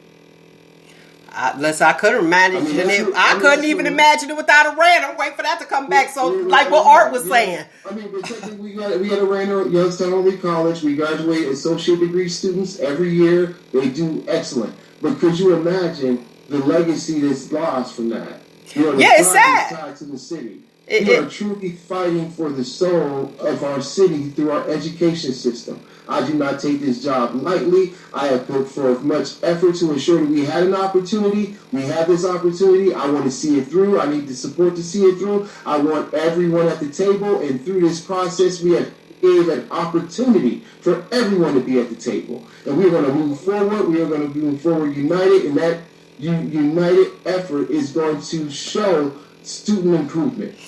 Okay. That's what I vow to do. Okay, great. Now tell me this. Now I know you guys have your meetings, but with COVID being out there, is it streamed anywhere? Typically, we have to have them in by our revised code. We have to have them in person. Yeah, I saw the one. Yeah. That's why I was like, all right. So I guess I got to take myself out there and live stream it for the people. We got plenty of space though. We're a chef and career. You know, because I'll be way in the back. Anybody fooling and zoom in. All right. Thank you for coming on and answering that. We're going to continue with the show. We are on the vaccination. Thanks a lot, Ronald Shad. Thank you very much. I appreciate this opportunity. Thank you. Bye-bye. Bye. All right. I had to get that on there because I give the people what they ask for. That's what I'm all about for the community, big time. And I understand where he is, but the money was actually a popular question. It was like, well, what the what? And people are out there just ready to attack a board that was just chilling because they couldn't do anything. And I believe in votes. I believe in choices, just like what Art was saying prior to. I'm like, I need control. I don't like a dictatorship. Everybody had an issue with Trump. Trump was running the country like a dictatorship, and that's how I felt with the CEO. Did I have anything personally against him? Not at all, because he was doing a job. He just happened to be the person in there. And with Justin, I like Justin. The previous Mohip, I liked Mohip, but when he actually, my thought of Mohip when he first got in there, and after he did that report card, and put an F. He was like, I'm going to hang my F on the refrigerator. I was irritated because you are, and when I say my children are grown, but the children are the future. These are our next presidents, vice presidents. I get it, but when he put that, but look what he put. But wait a minute, but he put, this is Mohib, he put that F. He said, I'm going to hang my F on the refrigerator, the CEO, and I was hurt. Because you know what that said to me? As a resident, and even if I was a student, I would have looked like, that's not okay. And to me, you are making fun of our future. And you're mocking them. Like, that's not cool. So I felt you. I felt you 110%. Now hurry up. Let's get back on this vaccination mandate and the consequences. Do you feel as though there should be consequences if you don't get mandated? No, I don't, because I feel like that's your personal choice. And I feel like, how are you going to mandate somebody to do something that's not a law? It should be a person's choice. It shouldn't be where you should make somebody get a vaccination. And this is just me. I mean, like, when they get a vaccination, still catch the COVID and still die. And that's happened. It has. It has. That's why it says less hospitalizations and less deaths. Go ahead. I want to say it's the government, and I've heard this, it's like they're getting more money because they're attaching everything to COVID now. Okay, well, somebody had a heart attack. Well, he died of COVID. Right. So, like, even, like, and getting back to the education thing, just slightly, it's like, I understand, and I understand some points, I understand, and I don't understand some points. I understand all statistics and all the numbers, but what about the kids? You know what I'm saying? Like, what about the parents? It's like, I feel like there is such a wide communication gap between those things. You know what I'm saying? It's like, I feel like the parents don't really get involved in that because half the time they don't know what's going on. They're not being educated, not being informed of these things that are happening. And not understanding the language. We only got 2 schools there, right? And they don't understand the language back. I was sitting there like, okay, because I work with Summit Academy, I do understand a lot of the lingo. I lost you. Your mute went on. Wait a minute. You're mute. There you go. It's still with our kids' education. It's like, I feel like it's a system set up to fail. Yeah, that's what we have to do. That's probably why a lot of people are doing homeschooling. Exactly. Because the education system, it's like... And it's been an ongoing thing for a long time, people being homeschooled. Where are we ranked at in the world with our educational system? I'm like, they always say that we're the most powerful country in the world, but when it looks at our educational system, it's like they're building more prisons than they're building schools. Yeah, I hear that part, but the United States is up there. It's I want to say in the top 5. Yeah, it is. I'll actually give it to you. Matter of fact, I'll post it on the Shop Talk with Mel page, Facebook page, and on the website. I'll put those numbers up there so you can actually see where we are. And I understand what you're saying because guess what? We're gonna be the ones getting knocked in the head. Exactly. Let's educate our people. Go ahead. The whole purpose of, I believe, life is like, you're born, you know what I'm saying, you're being groomed to be educated to be a productive citizen. Mm-hmm. I believe that what we're groomed to be a productive citizen in society. I agree. You're born, you're educated, you're taught to be a productive citizen, and I feel like we shied away from that because I feel like it starts with our children when they're born into this world. It's like my 1-year-old, I'm educating him now. Oh, definitely. Definitely. You know what I'm saying? Because it starts at home, and I feel like there should be programs set up for when, and there are programs set up for when you have children that age because we were a part of that program. But I believe it says ages 1 through 3 are the most vital. Right. It's called Help Me Grow, and it educates parents, on how to raise their children, what to raise their children on, what to not give their children. And I feel like we need more of those programs implicated to, better assist with raising our children. We have to talk to them. We have to communicate with them. You should have ran for a seat. No, Man, you should have ran for a seat. Your voice needs to be heard. I'm telling you. your voice needs to be heard. You got to speak out and not just settle. Not just settle. And the purpose. I'm listening to what's going on here, and it's like, does it really matter? Because I feel like if you had $24 million in a surplus and it disappears, that's a problem. Like, where did $24 million go? And that's what he was trying to say. Where did it go? It was in there. And I understand. And it's like, but no, that's a legitimate question. And that's the question that I was getting. That's why I had him come on. Like, please. This is what I'm saying. It's a system set up for failure. And see, and that's how I feel as well when you have a state takeover. Because what happened was that surplus disappeared after the state takeover with no explanation, and you couldn't ask. That's why I think it's so important for our voices to be heard. Listen, vote, and that's how your voice is heard. Vote for who you want to vote for. That's why I say you should run. I liked your campaign right there. That was a good one. That was a good one. Somebody that's on there probably take it. Look, they probably go screenshot this and be like, I'm gonna use that. Boom. Because I don't know all the statistics and all the. But you don't need to.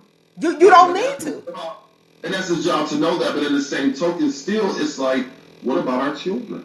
And like, see, I'm hearing you talk numbers, but I'm not hearing you talk about, it's like, to me, I understand what he does. I understand that. That's as the president of, the president, but come on, talk from a parental standpoint, because you're a parent. You have to think about the kids first. It's about their future. Because it's either one or two or three things that are going to happen. They're going to go to school and get educated. They're going to go to the streets, or they're going to be in the graveyard. And you have those that go to school and are educated and end up in the street because they weren't accepted, right. And then in the graveyard. So you do have those too. Go ahead. This is the thing I learned, that today's technology, these kids are way more advanced than what we were. So it's like you have to keep challenging their minds. Oh yeah. And you know what's another thing? I'm going to say another thing that bothers me since you brought that up. Yes, challenging their minds. How about those? I'll never forget when my son was in the first grade and they wanted to put him on medication. He needs to be on medication. He needs to be on medication. But watch me. And you have a class of 21 students. 19 are medicated. Something wrong with you. That's the system. Because here's what I learned. I worked in a school system for 2 years. I worked at Summit Academy Charter. Okay. The thing that I learned about our children, everybody has a different energy. They do, and every child learns differently. And here's my thing. And I am going to compare a child, because they're young, to a puppy. Take it how you want. But if you have a puppy, when you first get a puppy, it's everywhere. Jumping around, got all that energy. Like you said, the energy. And then eventually, it calms down. We ain't out here. Don't try to get no puppy, no doggone medication. The animal activist people will be out there so quick. You have to help that puppy or that child channel that energy. Yes, and that's it. If you're not channeling their energy. Mm-hmm. Oh, channeling. Okay. All over the place. Mm-hmm. So if you help them focus, if you help them focus that energy, if you help them center that energy to focus on certain things and give them that right attention to help them understand and give them that positive reinforcement, because I feel like there's not a lot of positive reinforcement given to our kids. Let me tell you about somebody that we talked about last week, Levinsky. Successful. Mm-hmm. He shared a story, he came on the show years ago, and he said it was a mattress that was outside, and he used to jump and do flips on the mattress. Mm-hmm. So if you see that child that has all that energy, want to jump on down on the couch, that sounds like, or it looks like gymnastics. You know what I mean? So you have him. He can flip, tumble. He can do it all. You know what I mean? But the thing is, when we stop and hinder our children from, and don't channel it or support that energy, focus that energy on what it is instead of looking at it as a negative. Say, okay, boom, they're probably going to be this, when they grow up. You know what I mean? That whole thing, like I said with mine. My report card said talk too much in class. Boom, what do? I got a platform and I talk. Exactly. You know what I mean? The thing that is that, hone in on the energy. You have to hone in on their energy and see where their energy is focused. Mm-hmm. You know what I'm saying? And working in the school system, I learned that. And even to the point where it was two separate floors. So the first floor had, regular kids. Mm-hmm. The regular kids were very disrespectful. They would talk crazy, just say whatever to you.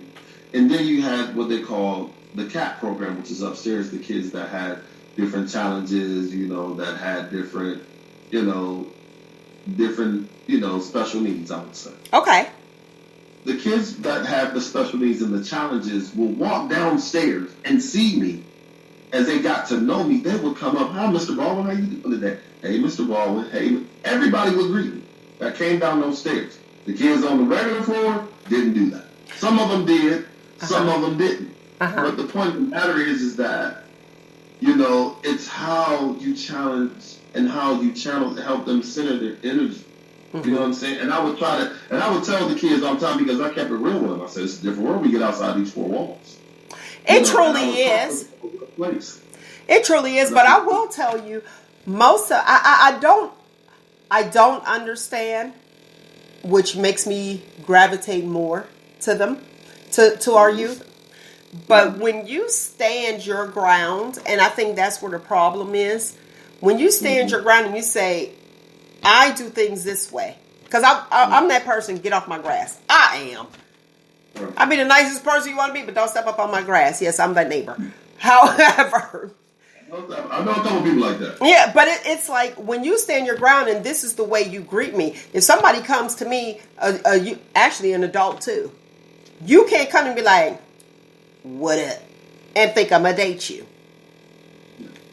And you know what I mean? Be like, huh? Yeah, what is up? But even the students, if they come and they talking to you, hey, B, or they cursing in front of you and you don't correct it because they're not talking to you, that's an issue. And I think we have become so lax. And that's what's nuts. Bringing it back to Dave Chappelle. We become so lax that it becomes our norm. We're like, oh, okay, nothing's going to be done anyway. And you give up. We have to stop giving up and press forward and know what it is that we want and continue to have and talk about what's bothering us. Now, back to the young lady who I thought was biracial when she said Obama identified as black, being raised by a white mom and a white grandparent. Tell me your thoughts on biracial children identifying as one or the other. Because let's go with... You can't. Because you're two races mixed in one. And I think it's... How about this? I saw where it was a biracial girl and she date white guys and they call her a sellout. How? You have a right to date a person who's green and tan. Mm-hmm. But why is she considered a sellout? She's not a sellout. That's not a sellout. She's choosing to date who she wants to date. If her mother is white and her father is black and she associates more with whatever side that she wants to be a part of, that is her choice. You can date who you want to date. You know what I'm saying? So for me, my thing of it is that if you are biracial, you it's like I used to say, I don't like to use the word biracial. I like to say swirl. I'll say you're the best of both worlds. Okay. Because you have black, you have white, so you're just a combination of both your parents. So for me, I feel like date who you want to date. That's your business. You know what I'm saying? It doesn't matter, because you have a black parent and you have a white parent. I used to date a woman who was biracial, but I never saw that. I said she a swirl. I said she a best of both worlds. That's what I jokingly said. And getting back to your Obama statement, because people kill me with that Obama thing. And I was standing in the hallway of Summit Academy one day, and I was talking to an older teacher. And he says, how does it feel to have the first black president? I said, first of all, he ain't black. And he was like, Okay. Said, when he marks the box, he marks other. because his mother is white and his father is Kenyan. So therefore, I said he's the first president of color. There you go. You and see, you correct him. You didn't stand for it. It's like, nah, let me correct When you. he thought about it, now this is the older gentleman. This is a gentleman has been in education for 40-something odd years. But when I hit him from that perspective, he said, like, you're right. You know what I'm saying? I said, because he's not black or white, he's a president of color. So he's a president that has two different descents in his bloodline. So therefore, you can't just say, I mean, yeah, of course he looks more black, so he would identify with the black side, but that wasn't Obama. Obama was a man that was about people. He didn't look at your color. He looked at the content of your character. There you go. Oh, you better go ahead. Reciting that Martin Luther King Jr. He understood who he was, so that's the thing that kills me about people. It's like, it's about, and I was having a discussion with my brother, and we were talking about how people, I got to go to a viewer. I got to go to a viewer real quick, okay? This is Youngstown's Dime. I heard that. Youngstown's Dime said, that's the part these kids are having kids and don't know how to raise them. So here comes the doctor saying what they need. Okay. Thank you for your comment. Had to come there. Then someone else agreed with you, Art. Latoya said, right, it's definitely about the future of our children. So there you go. Okay, look, I'm like, I had to go to the viewer real quick. But you said you were having a conversation with your brother. Go ahead, we got 2 minutes. I was having a quick conversation with my brother, and we were talking about, how you identify nowadays. You know what I'm saying? And it bothers me that people have to say, well, for instance, like, hi, my name is Art Baldwin, I'm a heterosexual male. Isn't that nuts? That drives me crazy because in reality, it's not about your sexuality. It's about who you are as a person. And that's what people miss. But there's, with the community, they've added so many, well, you have to let people know who you are. And I understand that people have dealt with different emotional issues with identifying with things. But in the same token, it's like, that doesn't matter to me. Can I just be me? And it's like, it's about the person that you are. It's not about, like, like I said, you could be gay, straight, bi, it don't matter. How do you treat people? But can we? Can we really? Because look at Dave Chappelle, and I'm going to go right to a viewer. Damon said, talking about Dave Chappelle, he proved his point about how gay community will try to come for you if you express your opinion.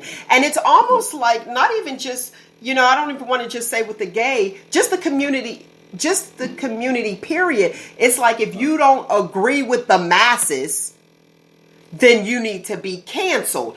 I.e. I didn't forget the child's name. What is this? Sage Steele, the girl off of ESPN. So she didn't agree with the masses, be it right or wrong, but the masses says you need to answer this way. And I'm saying masses, not master. The masses, they're like, oh, okay, this is what we're pushing. This is the narrative that we're pushing. So either you're on our team or you're not, just like with Kyrie. And like I was saying, yes, if you don't want to, for mandations or anything like that, you disagree with mandations. I agree with you as well. There's consequences. And usually if you don't like it, you'll go ahead and leave. Like they had that hospital where the nurses walked out because they didn't agree with the mandation. And it's like, oh, okay, I'm out of here. They had to shut down their maternity ward. But people forget that they work with doctors. So it's like, if they work with doctors, sometimes the doctors are going to tell the truth and let it be known, like... Or say nothing. All right, or say nothing. I'm going to say this. I was talking to a doctor. I'm not going to say the doctor's name. Thank you. But the doctor stated to me, because we were having a conversation about the vaccination. Okay. And, and I got into it with a person. I'm not going to say who I got into it with. They was like, you need to be vaccinated. Da, da, da. I said, I'm not getting it. And when I talked to the doctor about it, the doctor says, I understand both sides of the argument, but when he said, I don't have enough information about this stuff. Yeah. So the one thing that this doctor did tell me truthfully is that the body does build antibodies against the COVID. And if you have it. You should have antibodies. And here's the thing. But they don't know the efficacy of it. If you go to your doctor Uh-huh. and get your blood checked, you'll be able to tell if you have antibodies. Mm-hmm. Because your body builds antibodies to fight it off. And you know what I did? I spoke with several physicians as well because of the question that was given to our team at Shop Talk with Mel, and it said about the Delta variant. They said that that's what's here now, and does the COVID vaccine cover the Delta variant? I did my legwork, and I talked to physicians, and they told me what they told me. They don't have enough information. That's what they. So it was still a I don't know, and that's silent. I mean, that's science. That's your science. And then you have people say, listen to the science, but you have the, and here's what's interesting. The argument that non-science people have, some people that I know, they're like, listen to the science. And I'm thinking, that would be me. So listen to myself. Thank you.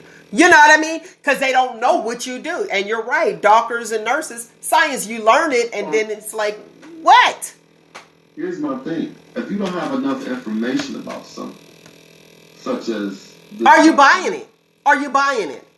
Why are you... Here's my thing. You have enough... If they don't have enough information about it, why are you trying to force people to take something that they don't have enough information about? It's a good question. That's why I say you have to do what's best for you. If you're able to take it and you feel like you want to do it, take it. And if not, don't. But don't sit there and try to bully the person that didn't take it. That's the problem that I have. You're trying. I understand that they're trying to solve the COVID. Yes. How to encapsulate it and try to get the numbers down. I understand how they're trying to do that, but you can't do that by forcing people to take something that you don't even have enough information for. It's like you do something together real quick and say, all right, let's give it to them. Yes. Now I will say this information. In 1991, they were starting to work on the cure for the coronavirus. And to my understanding from reading, I don't know how true it is because, it's secondhand because I didn't go into the White House. But to my understanding, President Obama had a whole book of what to do step by step that was passed to President Trump, and he didn't read it. Or, he like... He don't read nothing. He don't care. So... He don't care nothing. And now we in this situation. But like I said, this is secondhand, me reading different things and, just people write what they write. So it could have been watered down. But you guys check into that yourself. They don't have encyclopedias. Anyway, this encyclopedia wouldn't be out yet. But when it come out, I'm going to read it and see what's really going on, okay? Let's talk about what happened on The View real quick, and then we're going to get up out of here. Whoopi, on The View the other day, the chick from Shark Tank was on there. And... You want to go ahead? Did you see it? Did you? I did watch that clip. Go ahead. I feel like. Let me say this for the people that didn't see it. The listening audience.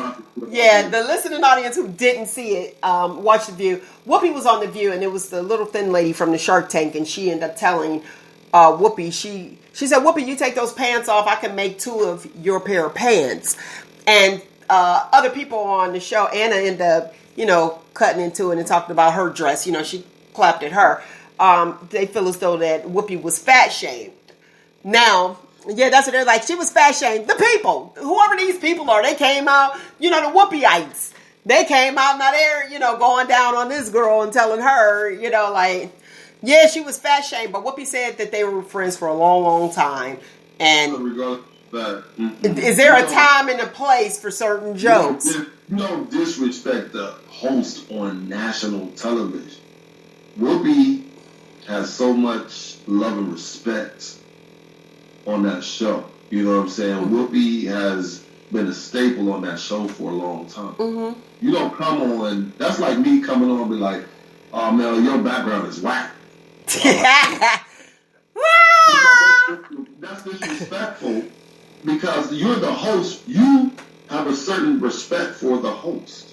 You know what I'm saying? You don't come on the host and diss the host. Regardless of the fact that we've been friends over 30 years, but I would never come on here and disrespect you because you're the host. You'll tell me after we get off air. What's that? You said tell me after we get off air. Man, that's whack. You know what I'm saying? Like, okay, you can joke when you're off air, but some people say things without thinking sometimes. And I feel like that was a moment that, you know what I'm saying, when she dissed Whoopi, it was like, other people was like, did you just diss my girl like that? It turned into that type of thing. Like, they was sitting at the table in the, you know, like in a pizzeria somewhere, and they was just like, hold up, did you diss my girl? Anna came back. She was like, your dress was on the show two other times or whatever. Because it turned from a show to personal. You know what I'm saying? That was a personal diss. It wasn't about no fat shame. It was like, you dissed her on national TV. It's her show. She's the moderator, and you dissed the moderator. That's totally wrong. But besides that, did you when you seen it? Did you even know where it came from? No, because I was like trying to use some context clues, like I was saying, don't look at the clips and think. I was watching it, and it was just in my mind, I'm like, why would she say that on TV? Like, that was something, you know, that was. They weren't even talking about. They was talking about vaccines, and then all of a sudden that came. And that was so out of order to me. It was like, did she just really talk about her hands? Like, maybe she was trying to throw off from the vaccine thing. I don't know the woman's mindset. But my whole thing of it is like, when I saw it, I was like, why is she coming for Whoopi? You know what I'm saying? Like, that was totally disrespectful. You don't disrespect Whoopi Goldberg, but Whoopi is such a G. I'm going to say it. That she just like, okay, it's like that. I'll let you later. Because Whoopi didn't say a word. You know and she just did a tweet. She did a tweet, and she followed up, and she said that they were friends for a long time, and she knows her very well. Yeah, I think it was a joke gone bad. Like, but she's not a comedian. You know what I mean? She's not a comedian. It should have never been said, regardless of the fact that you know somebody for a long time. You do not come on their show. Her show. That's Whoopi's show. And diss the host. That is just wrong. Like I said. And you know, Whoopi is a comedian. She could have clapped back real quick. Right. You could have killed her. She could have just annihilated her right there. But the love and respect Whoopi has, you know, her girl was like, yo, your dress been on here twice. Right. So like, sit down and chill with all of that. But even her, she was out of pocket because I feel like it was still a diplomatic way it could have been handled, but it got personal. So her girl got personal, like, how you dissing Whoopi? Are you crazy? You know, you don't diss our girl on TV. This is business. This is what we do. You respect the host. Just like I respect you, I can't come on your show, and like I said, and just diss you. People gonna be like, well, dang, he just dissed her like that? If I said something crazy to you, people gonna be right there like, why you talking to Mel like that? Mel about to call. Look, it's live. Look, live on Sharp Talk with Mel. The clap back be coming back. But yeah, it's just, and The View, you know, that's more of a conservative, well, they're Democrats, but conservative show. You know, you know, where it's like, well, you're on the wrong show. You need to be on the real. You know what I mean? And then Whoopi is like highly respected. Like, period. That's what I'm saying. She has put in so much time and effort with that show, and she has built that show to where it is, where people have gone and left and came back and did different things. And she's still there. She's a consistent. And how she's a constant. That's the word, yeah. How she has handled things so diplomatically at times on that show where it got heated, and we'll be like, hold up, y'all, I got to deal with that. Because Whoopi is a real spifter. I have no respect for her because of her realness, and yet she has learned how to master the art of keeping it diplomatic on that show. Say, wait a minute, we're not going to take it here. We're going to bring this back. Because it's enough disrespect and shade thrown in this world we're not going to do that on here. We're going to keep it this way. All right, I'm going to go to one more viewer, and we're getting ready to end the show. Close the show, okay? I won't say end, but maybe they cancel me. One young lady said, just like the anthrax vaccine, while I was active duty, they didn't tell them anything, and it was just, you got to get it. She said, STFU, you guys know what that is. You got to get it. Now, here's the thing, and I'm glad that she spoke out. That's Youngstown's. Because she was in the military. So you do have people that are saying, well, in the military, they get everything. Well, I didn't sign up for the military. You know what I mean? So you just can't expect everybody to do the same things. And Laura says she was I was talking about the Whoopi Goldberg incident on The View, and she said she was wrong and inappropriate for that. And I agree 110%. Today's footnote is make the choices that are best for you. Remember, it is always okay to be you. Find you, embrace you. Most importantly, always, always love you. Until next week, people, Shop Talk right here on your favorite podcast.